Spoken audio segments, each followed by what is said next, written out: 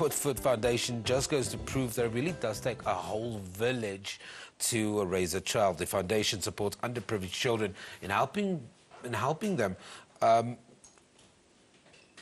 put their best foot forward by giving children shoes across the rural and vast expanse of Africa where there is dire need. I'm now joined by Mike Sharman, who's the co-founder of the Put Foot Foundation.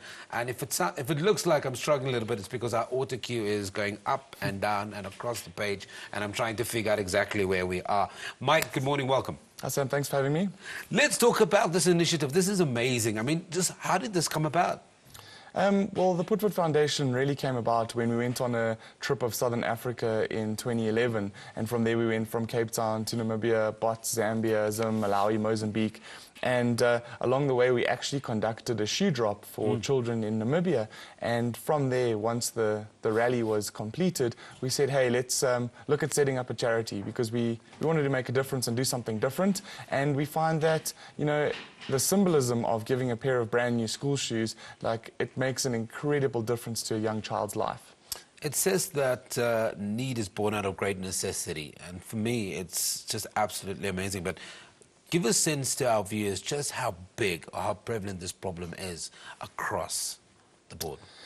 In terms of the research that's been conducted, obviously it's difficult to pinpoint exact numbers, but it's estimated that there are about 6 or 7 million young children in South Africa that don't have access to school shoes alone. And if you think about it, a lot of those children are in rural areas. A lot of them are having to walk several kilometers there and back to school every day. And, you know, it's something that you're having to go to school hungry. You know, we want to stop the situation where you're having to go to school with sore feet. So it's a little bit of a root problem that we're trying to eradicate, and from there we're hoping to give pride, dignity and hope to young children across the country.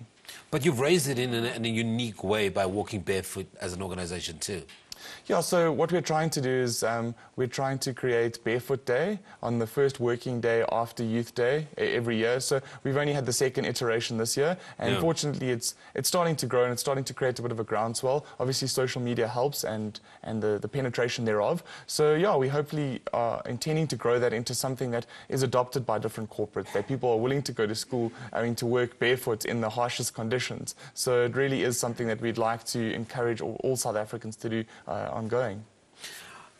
What is this?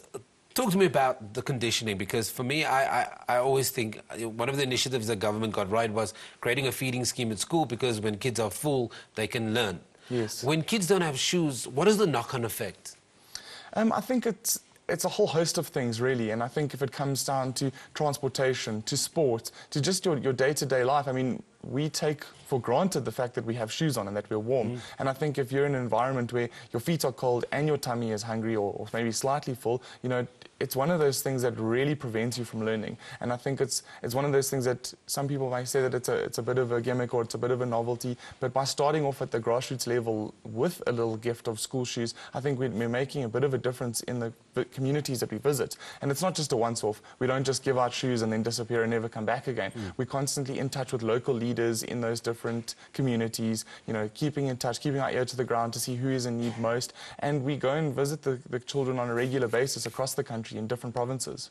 One of the things that I like, you mentioned before we started this interview, is that the shoes sizes are a little bit bigger than what is required from the child, because obviously they grow and they grow into the size. Yes, and I think it would be a little bit naive for us to give a child a size 3 when he or she is a size 3 already, because we know how quickly children grow. So it's important that there is some kind of sustainability and that they have a solution for hopefully a year plus, as opposed to just a few months.